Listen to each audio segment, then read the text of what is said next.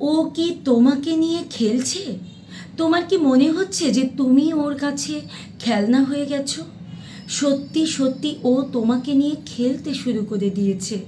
তুমি এটা বুঝতে পারছো, কিন্তু তুমি কিছুই করতে পারছো না।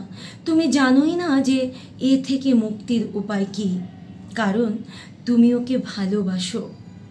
তুমি ওকে বলতেই পারছো না যে তুমি আমার সঙ্গে খেলতে শুরু করেছো। কারণ এই কথাটি তুমি যদি ওকে বলো, তাহলে হয়তো তুমি ওকে হারিয়ে ফেলবে। আর সেই ভয়েই তুমি ওকে কিছুই বলতে পারছো না। আবার তুমি এটাও জানো না যে এই সমস্যা থেকে মুক্তির উপায় কী। তুমি যদি এই সমস্যার মধ্যে দিয়ে যাচ্ছ, তাহলে আমি বলবো এই ভিডিওটি তোমার জন্য। তুমি এই ভিডিওটি সম্পূর্ণ না টেনে দেখবে, বোঝার চেষ্টা করবে। 100% গ্যারান্টি দিচ্ছি তোমার সমস্যা নিশ্চিত সমাধান হয়ে যাবে। আমি তোমাকে জাস্ট 3টি টিপস দেব।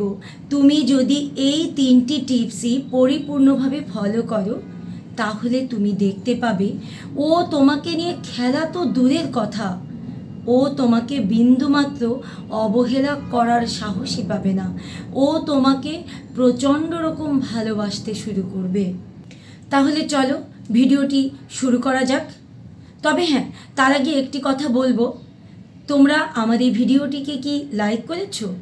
প্লিজ তোমরা ভিডিওটি লাইক করো, কারণ তোমাদের একটি লাইক আমার জন্য, এই চ্যানেলটির জন্য অত্যন্ত গুরুত্বপূর্ণ। তো যাই হোক, ভিডিও শুরু করা যাক। ও তোমাকে নিয়ে খেলছে আর ও তোমাকে ইগনোর করছে, এই দুটো জিনিসকে কিন্তু তোমরা অনেক সময় এক করে ফেলো। ও তোমাকে ইগনোর করছে আর ও তোমাকে নিয়ে খেলছে, দুটি বিষয় কিন্তু আলাদা। ও তোমাকে ইগনোর করছে এই বিষয়ের উপরে এর আগে আমি আরও অনেকগুলো ভিডিও বানিয়েছি, প্রয়োজন হলে তোমরা সেগুলো দেখে নিতে পারো। আর ও তোমাকে নিয়ে খেলছে, দেখো, খেলা কথাটি তখনই আসে যখন একটি জয় বা পরাজয়ের বিষয় থাকে। যখন খেলা হয় তখন এক পক্ষ জেতে এবং এক পক্ষ হারে। তো সে যখন তোমাকে নিয়ে খেলবে, তখন তার মধ্যে একটি প্রি প্ল্যানিং ওয়ে থাকবে। সে প্ল্যানিং করেই তোমাকে নিয়ে খেলবে এবং তোমার পরাজয় দেখে সে আনন্দ বা তৃপ্তি পাবে। তাই তোমাকে এই বিষয়ে সবচেয়ে গুরুত্বপূর্ণ যে কথাটি আমি বলতে চাই, সে তখনই তোমাকে নিয়ে খেলতে সুযোগ পাবে যখন তুমি তাকে তোমাকে নিয়ে খেলার সুযোগ করে দেবে।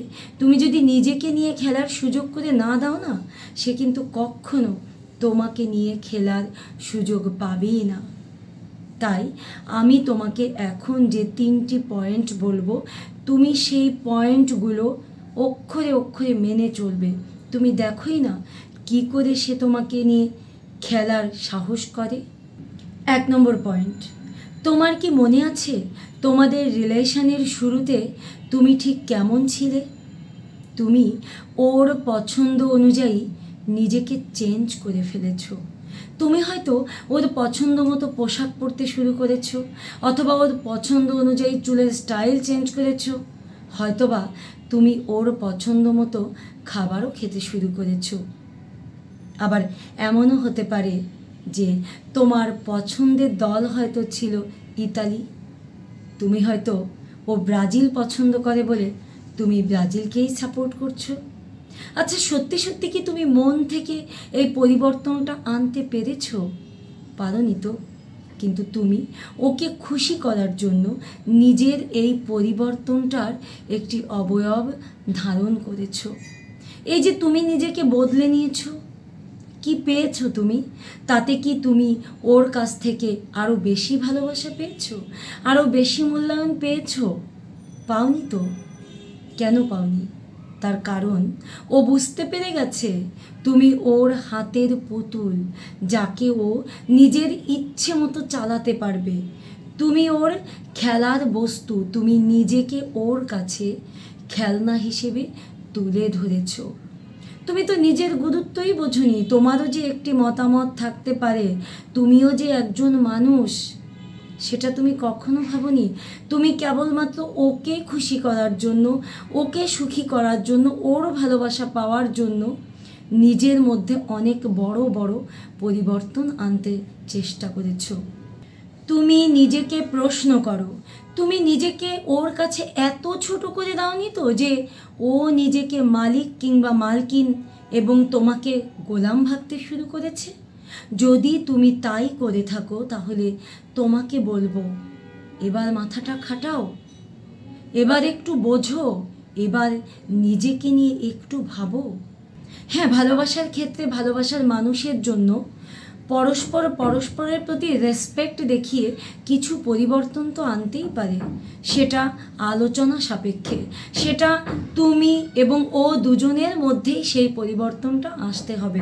এমন নয় যে ও ওর মতামতটাকেই কেবলমাত্র তোমার ওপরে চাপিয়ে দেবে আর তুমি সেটা মুখ বুজে মেনে নেবে এবং তুমি একাই মানিয়ে চলার চেষ্টা করবে।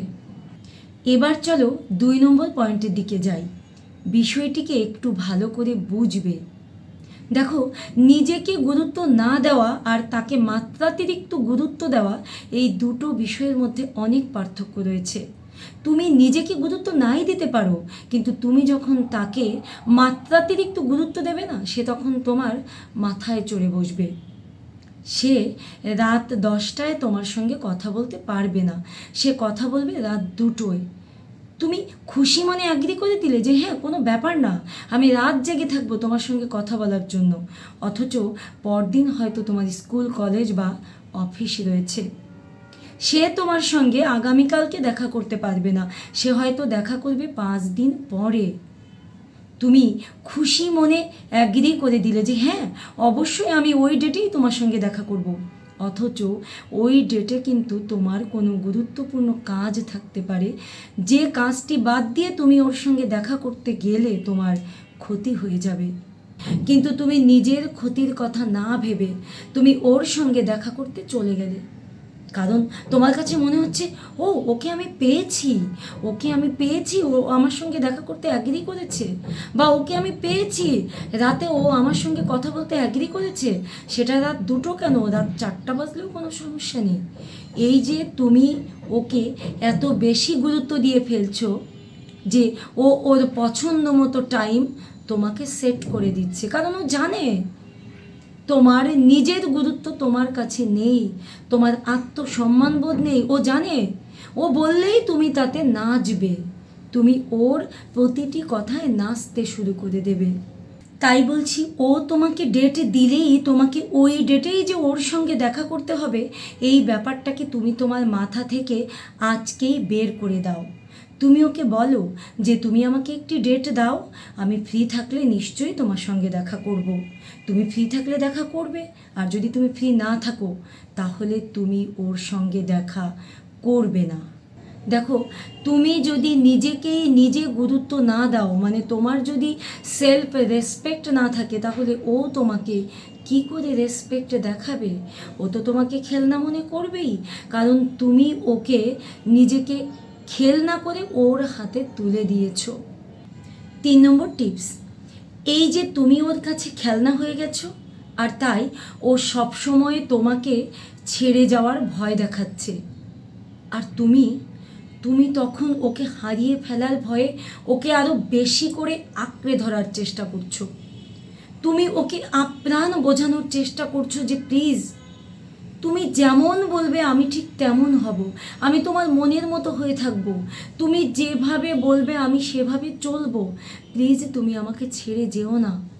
এই যে তুমি ওকে হারিয়ে ফেলার ভয়ে মরিয়া হয়ে নিজেকে আরও বেশি ওর কাছে দুর্বল প্রমাণ করছো, আরও বেশি খেলনা করে দিচ্ছ।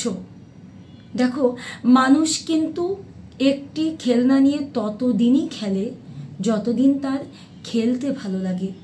একটা সময় তুমি যদি এভাবে নিজেকে ছোট করতেই থাকো, একটা সময় ওর যখন খেলার স্বাদ মিটে যাবে, ও তখন তোমাকে ছেড়ে দিয়ে অন্য কারো কাছে যাবে, নয়তো অন্য কাউকে বিয়ে করে ফেলবে।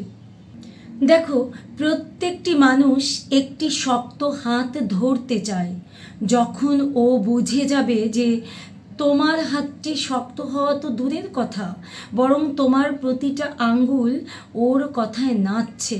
তখন ও আর তোমার উপরে নির্ভর করতে পারবে না, তখন হয়তো ও অন্য কোনো শক্ত হাত ধরে ফেলবে। তাই বলছি, এখন থেকে তুমি আর ওকে হারানোর ভয় পাবে না। তুমি যদি ওকে হারানোর ভয় পেয়ে ওর প্রতি গোলামি করতে থাকো, অনুনয় বিনয় করে ওকে তোমার জীবনে পরিপূর্ণভাবে পেতে চাও, তাহলে ও কি তোমাকে মূল্য দেবে? ওর তোমার জীবনে থাকবে? থাকবে না। দেখো, যদি কাউকে ভালোবাসা দিয়ে ধরে রাখা নাই যায়, অনুনয় বিনয় কান্নাকাটি হাজার চোখের জল দিয়েও তাকে কখনো বেঁধে রাখা যায় না। যে যাওয়ার সে চলে যাবেই। তাই তোমাকে তোমার আচরণগুলো পরিবর্তন করতে হবে ওকে বেঁধে রাখার জন্য।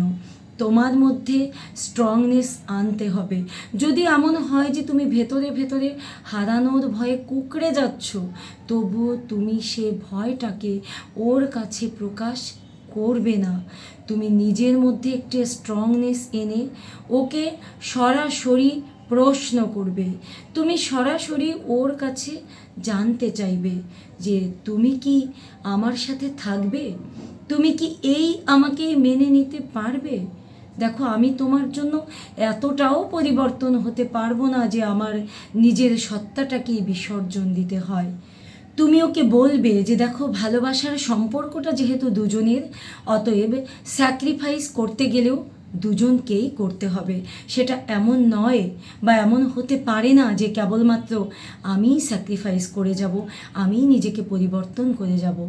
তুমি স্ট্রংলি এই কথাগুলোই ওকে বলবে এবং তুমি ধীরে ধীরে চেষ্টা করবে তোমার সেই আগের তুমিতে রূপান্তরিত হওয়া, যে তুমি সেই শুরুতে ছিলে। সেই তোমাকেই তো ভালোবেসেছিল। তোমার এই স্ট্রংনেস দেখে, তোমার এই ব্যক্তিত্ব দেখে ও আবার ধীরে ধীরে তোমাকে ভালোবাসতে শুরু করবে। ও বুঝে যাবে যে ও তোমাকে যতটা খেলনা ভেবেছে, তুমি কিন্তু ততটা খেলনা নও। তুমি ঠান্ডা মাথায় পরিস্থিতি মোকাবেলা করে নিজের আত্মসম্মান বাঁচাতে জানো। তুমি ওর কোণঠাসা করা পরিস্থিতিতে পড়েও নিজেকে বাঁচিয়ে নিজের জায়গাটা আবার আগের মতো তৈরি করে নিতে পারো। এতে তোমার প্রতি ওর আরও রেসপেক্ট বেড়ে যাবে, নির্ভরতা বেড়ে যাবে এবং ভালোবাসাটাও ধীরে ধীরে তোমার প্রতি আবার নতুন করে তৈরি হবে। ও তোমাকে আগের চাইতেও আরও বেশি করে ভালোবাসবে। তোমরা সবাই ভালো থেকো, ভালো রেখো তোমাদের প্রিয় মানুষকে। আর হ্যাঁ, যদি চ্যানেলটি এখনও সাবস্ক্রাইব না করে থাকো, প্লিজ চ্যানেলটি সাবস্ক্রাইব করো আর ভিডিওটিতে লাইক করে দাও, একটি কমেন্টও করে দাও।